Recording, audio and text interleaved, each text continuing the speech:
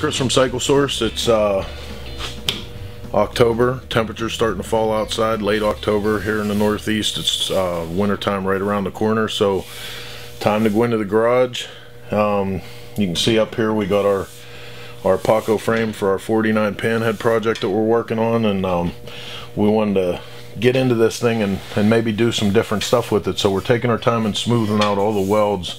We're going to mold all the frame in to give this thing a custom look.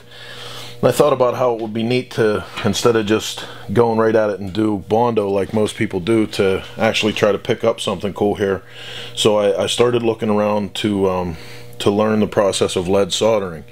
There's a company right here in Pennsylvania. It's called Eastwood. They supply a lot of automotive tools and equipment, and they sell a whole kit here. You can see for $60 or $70 I got all the stuff here, the basic tools for doing lead soldering.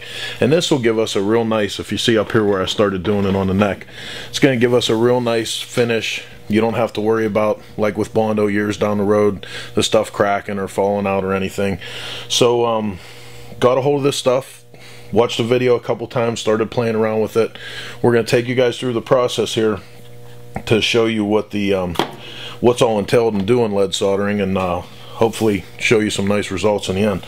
So the basic layout of this is, in the kit you get one of their Vixen files with a holder here. You get some acid brushes, some soldering paste. This is actually called a tinning paste. We'll get into that in a little bit here.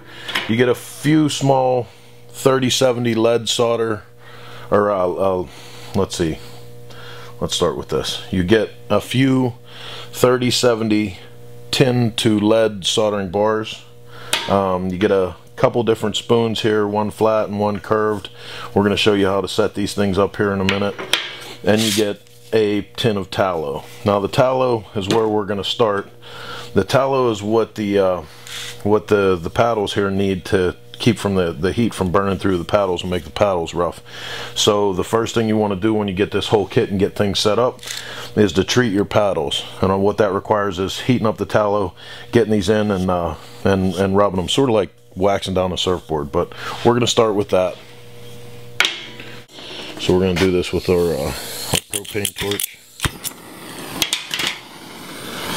All you want to do is heat up the tallow,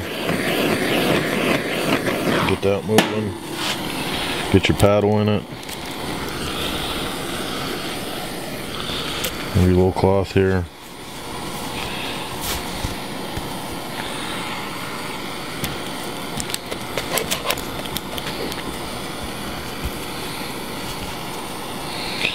Like I said, this is gonna keep the wood from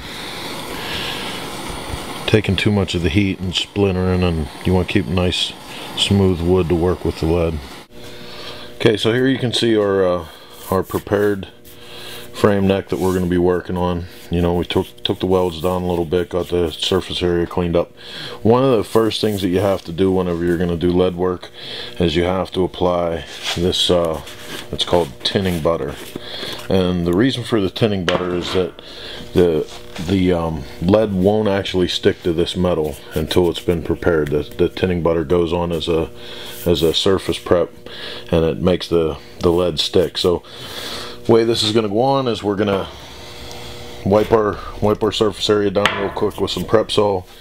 We're going to dry that all off, come back in here with heat the metal up a little bit, spread the tinning butter on, make sure it's evenly distributed, and then we're going to let it dry. So let's grab the torch. Okay, so we're going to come in with our tinning butter, move that around.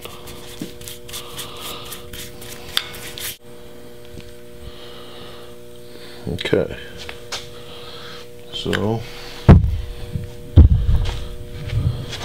we're going to come in with our tinning butter, move that around.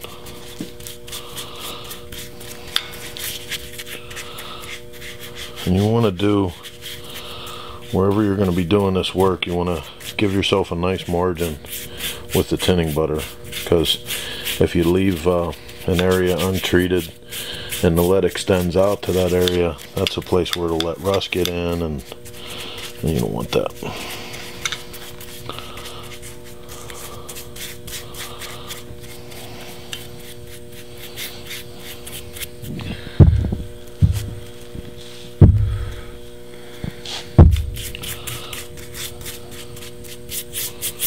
so you can see what the finish looks like here. Okay, so at this point we have let our frame cool. We have our tinning butter on. Tinning butter has an acid in it, so you know this is basically etching into the metal and cleaning it up and prepping it.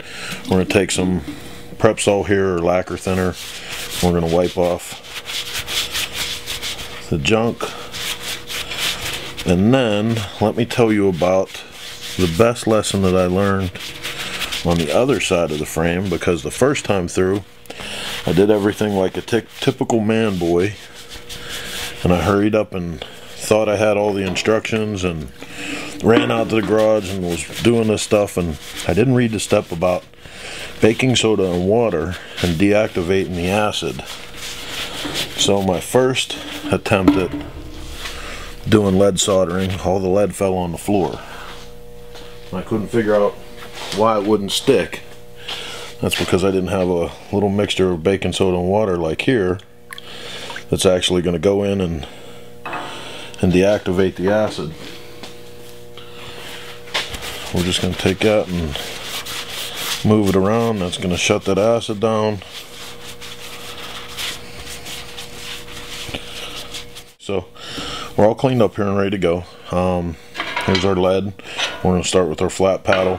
Basically all we're going to do is come in here, get this whole section heated, get it to a good heat, start backing off of the heat and flashing. At the same time we're going to come in and heat about the bottom inch or two of this rod.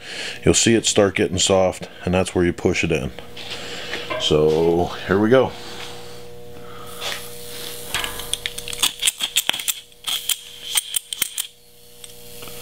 Really?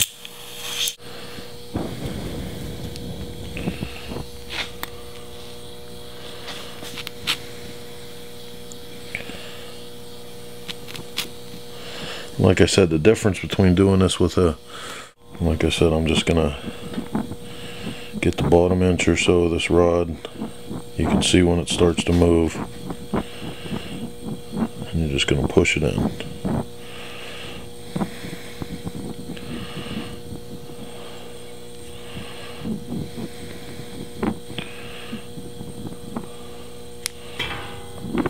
Ain't that neat?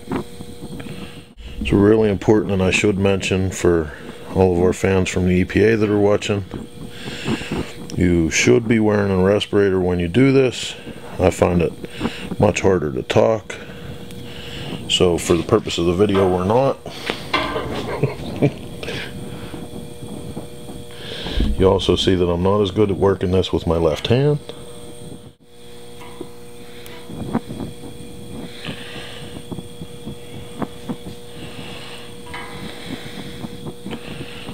And moving it around, you guys saw how it gets nice and shiny.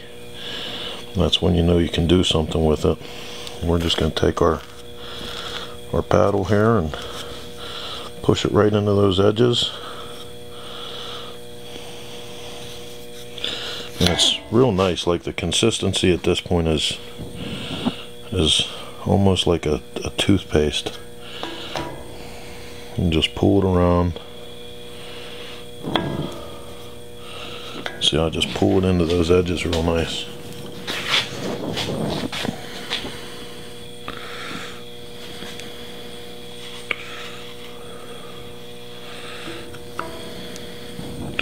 I'm almost gonna need the round one here for a second.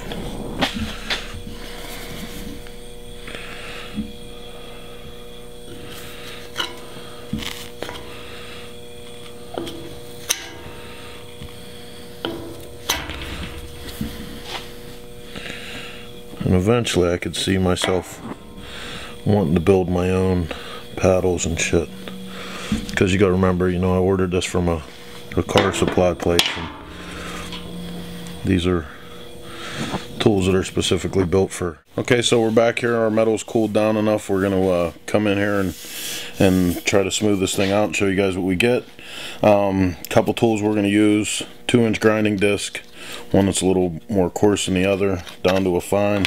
And then we got some of these tapers here, like for doing cylinder porting. We're gonna get in there and smooth that stuff out. So, nice thing with lead is that it's so good to work with. This shouldn't take us a lot of time.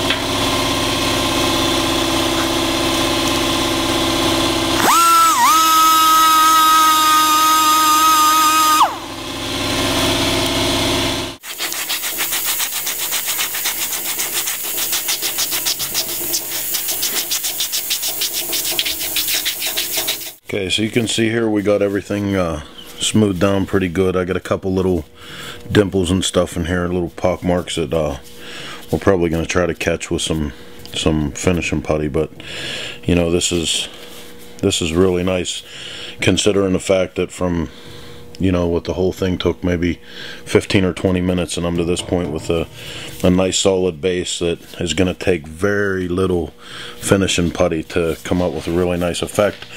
Years down the road, I'm not going to have to worry about rust or cracking or anything in this area. This is going to stay nice. So lead work, pretty cool, huh? Stick around.